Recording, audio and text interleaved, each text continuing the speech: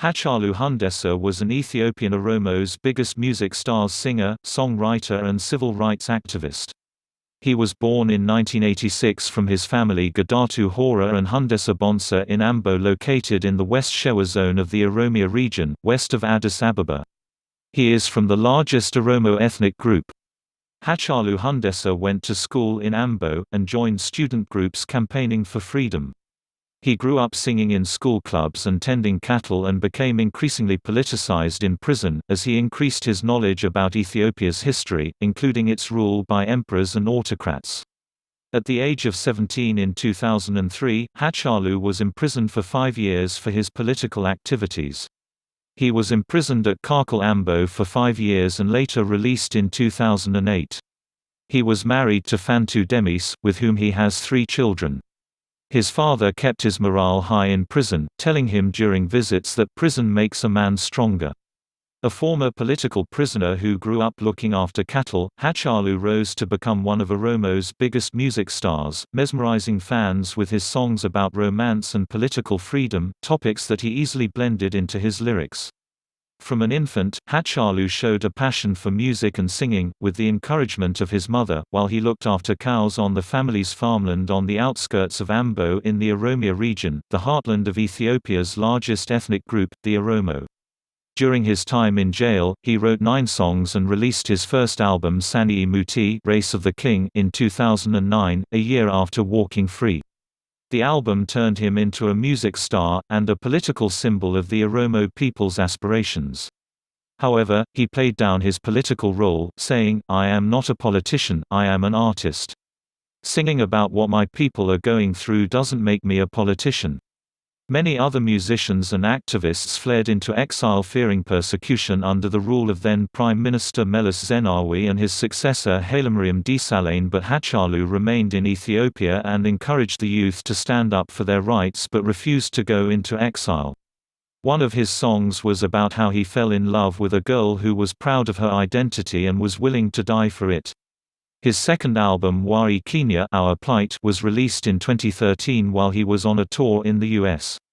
It became the best-selling African album on Amazon at the time. 2 years later, he released a powerful single, Marlon Jira. What Existence Is Mine, referring to the eviction of Oromos from Addis Ababa and its surrounding areas, after the government decided to expand the boundaries of the city. Hachalu's songs became the anthem of the protest movement which emerged in 2015 to demand an end to the displacement of Oromos. At a time of heightened protests at the end of 2017, Hachalu released another song. Do not wait for help to come from outside, a dream that doesn't come true. Rise, make your horse ready and fight, you are the one close to the palace, he sang, often to cheers from his fans. Singer was fearless. The protests snowballed into a campaign for greater political freedom, culminating with Ahmed Abiy becoming the first Oromo to take the post of Prime Minister in 2018 with a promise to release all political prisoners, unban opposition groups and hold democratic elections.